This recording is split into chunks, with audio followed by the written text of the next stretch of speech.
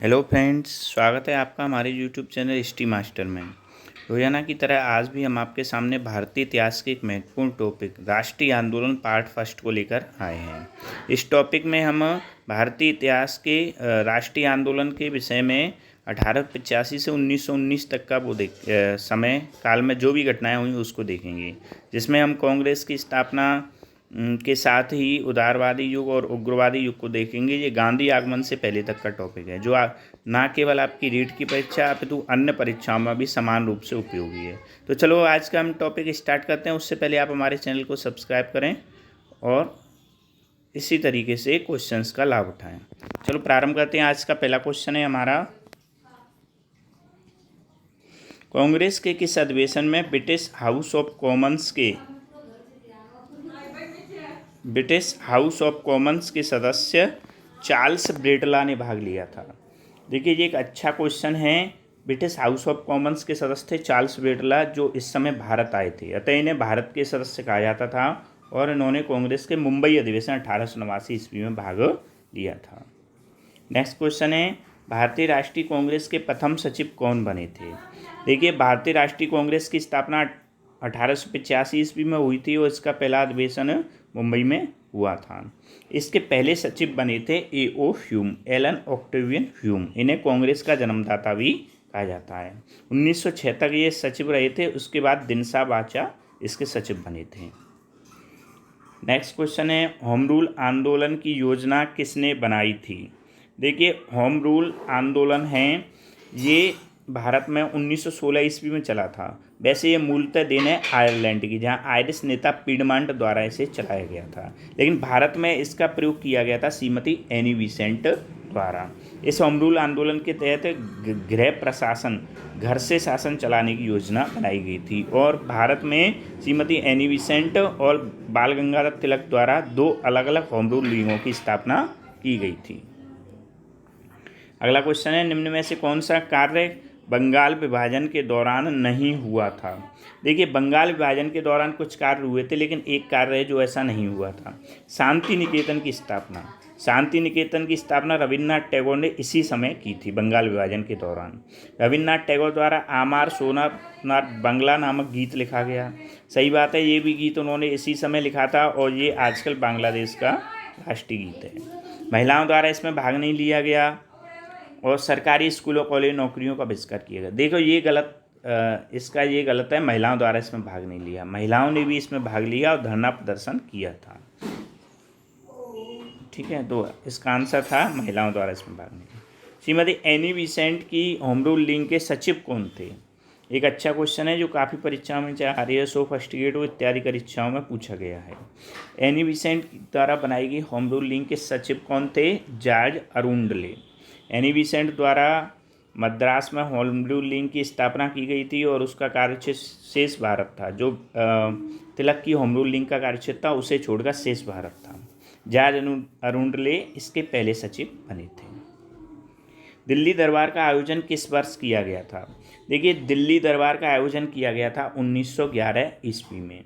1911 ईस्वी में Lord Hardinge Bharat के तत्कालीन गवर्नर जनरल एंड वायसराय थे, तो इन्होंने दिल्ली दरबार का आयोजन किया। इसमें ब्रिटेन के सम्राट चार्ल्स पंचम और उनकी पत्नी महारानी मैरी ने भाग लिया था। ये भारत आने वाले पहले ब्रिटिश सम्राट थे। बंगाल का विभाजन किस गवर्नर जनरल के समय हुआ था? देखिए, बंगाल का विभाजन 1905 ईस्वी में हुआ था और इसकी घोषणा 22 जुलाई 1905 ईस्वी को हुई थी। तो बंगाल विभाजन के समय गवर्नर जनरल कौन था? Lord Curzon. ब्रिटिश सरकार ने नाइटहुड की उपाधि प्राप्त करने वाले प्रथम भारतीय कौन थे?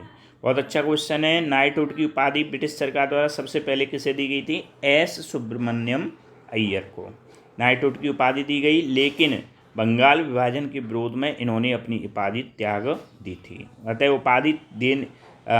नाइटहुड की उपाधि लेने वाले और उपाधि को त्यागने वाले, ये दोनों ही तरीके से भारत के प्रथम व्यक्ति थे। अगला क्वेश्चन है, किसने कांग्रेस को याचना संस्था कहा है? कांग्रेस को याचना संस्था कहा है बिपिन चंद्र पाल ने। ये एक उग्रवादी थे, क्योंकि इस टाइम में उदारवादियों का काल चल रहा था, तो उदारवादियों की नीतियों को बिपिन चंद्र पाल ने याचना संस्था कहा था। भारतीय राष्ट्रवाद का उत्प्रेरक किस ब्रिटिश गवर्नर जनरल को कहा जाता है? देखिए, भारतीयों में राष्ट्रवाद की भावना भरने का कार्य मुख्यतः किया था किसने? लॉर्ड कर्जन ने।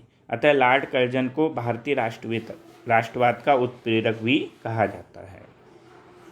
दिल्ली किस वर्ष भारत की राजधानी बनी? देखिए, दिल्ली में दरबार आयोजित किया गया था दिसंबर 1911 ईस्वी में, और दिल्ली को राजधानी बनाने की घोषणा की गई। लेकिन दिल्ली भारत की राजधानी कब बनी थी? 1 अप्रैल 1912 ईस्वी को होता है राइट आंसर 1912। 1916 के कांग्रेस के लखनऊ अधिवेशन में क्या नहीं हुआ था? मतलब देखो, 3 ऐसे कारण हैं जो हुए थे और शेष नहीं हुआ था। कांग्रेस उग्रवादियों को पुनः कांग्रेस में प्रवेश मिला था, जो 1907 में सूरत बंटवारे में उग्रवादी कांग्रेस से अलग हो गए थे। कांग्रेस का मुस्लिम लीग के बीच समझौता, दोनों के बीच समझौता हुआ था। कांग्रेस ने पृथक निर्वाचन मंडल की मांग को स्वीकार किया, ये बिल्कुल सही है। कांग्रेस ने मुसलमानों को प्राप्त पृथक निर्वाचन मंडल की मांग को स्वीकार कर लिया। ये कांग्रेस के ऊपर एक बहुत बड़ी गलती मानी जाती है, क्योंकि इसी ने विभाजन के बीच बोए थे। उपयुक्त सभी कार्य हुए, तो इसका राइट आंसर क्या है? उपयुक्त सभी कार्य हुए थे लखनऊ अधिवेशन में। अगला क्वेश्चन है, कांग्रेस का प्रथम अधिवेशन कहाँ होना था किंतु अकाल के कारण उसे मुंबई स्थानांतरित कर दिया? देखिए, कांग्रेस का पहला अधिवेशन कहाँ होना था? पुणे में प्रस्तावित था, किंतु पुणे में अकाल फैल गया और अकाल के कारण इसका अधिवेशन का स्थल कहाँ स्थानांतरित कर दिया? मुंबई में। मुंबई के गोकुलदास तेजपाल संस्कृत कॉलेज में 28 दिसंबर 1885 को कांग्रेस का पहला अधिवेशन हुआ था। 1907 में कांग्रेस के सूरत अधिवेशन की अध्यक्षता किसने की थी? देखिए, सूरत अधिवेशन की अध्यक्षता किसने की थी? देखिए, उग्रवादी तो क्या कर रहे थे, वो लाला लाजपत राय को अध्यक्ष बनाना चाहते थे, लेकिन वास्तविक रूप से जो उदारवादी थे वो रास बिहारी घोष को अध्यक्ष बनाना चाहते थे। अंततः अध्यक्ष कौन बने? रास बिहारी घोष। कांग्रेस के किस अधिवेशन में पहली बार स्वदेशी बहिष्कार, राष्ट्रीय शिक्षा, सुशासन जैसे 4 प्रस्ताव पास हुए थे? बहुत इंपॉर्टेंट क्वेश्चन है, आरएएस प्री में, फर्स्ट ग्रेड वगैरह एग्जाम में कई बार ये पूछा गया है। स्वदेशी बहिष्कार, राष्ट्रीय शिक्षा, सुशासन जैसे 4 प्रस्ताव कांग्रेस के अधिवेशन में पहली बार पारित हुए थे 1906 के कोलकाता अधिवेशन में, जिसकी अध्यक्षता की थी दादा भाई नौरोजी ने। ठीक है, और बनारस अधिवेशन में जो गोपाल कृष्ण गोखले इसके अध्यक्ष थे 1905 के बनारस अधिवेशन के, इसमें स्वदेशी और स्वराज्य के मतलब पहली बार समर्थन किया गया था। बंगाल का विभाजन कब हुआ? देखिए, बंगाल विभाजन की घोषणा अलग हुई, लेकिन जो वास्तविक रूप में विभाजन हुआ था वो कब हुआ था? वास्तविक रूप में जो विभाजन हुआ वो 22 अक्टूबर 1905 ईस्वी को हुआ था। तिलक के होम रूल का कार्यक्षेत्र इनमें से कहाँ नहीं था? देखिए, बाल गंगाधर तिलक के होम रूल का कार्यक्षेत्र कर्नाटक में भी था, मध्य प्रांत में भी था, बिहार में था, संपूर्ण महाराष्ट्र में नहीं था। बम्बई को छोड़कर शेष महाराष्ट्र में उनका कार्यक्षेत्र था। तो मुंबई भी इस टाइम इसी में आता था, तो इस तरीके से ये गलत है आंसर। सांप्रदायिक निर्वाचन प्रणाली की शुरुआत किस अधिनियम से हुई थी? ये जहाँ थोड़ा सा गलत प्रिंट हो गया है, अधिनियम है ये, किस अधिनियम से हुई थी? तो देखिए, सांप्रदायिक निर्वाचन प्रणाली की शुरुआत कब हुई थी? 1909 के अधिनियम में, जहाँ मुसलमानों के लिए पृथक निर्वाचन मंडल की बात कही गई थी। गणपति एवं शिवाजी उत्सव के राष्ट्रवादी नेता द्वारा चलाए गए थे?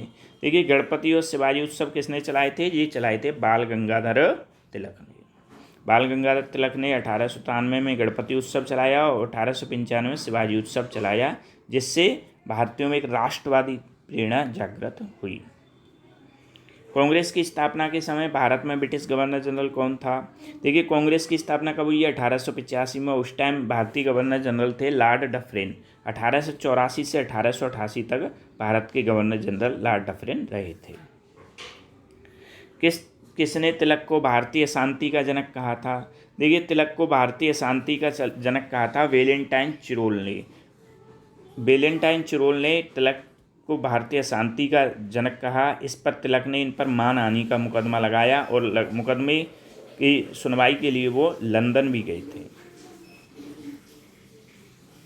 ब्रिटिश शासनकाल में भारत पर आने वाले एकमात्र ब्रिटिश सम्राट कौन थे? भारत आने वाले एकमात्र ब्रिटिश सम्राट कौन थे? तो ब्रिटिश शासनकाल में, पूरे ब्रिटिश शासनकाल में लगभग 200 वर्ष के काल में भारत आने वाले एकमात्र ब्रिटिश सम्राट कौन थे? जॉर्ज पंचम।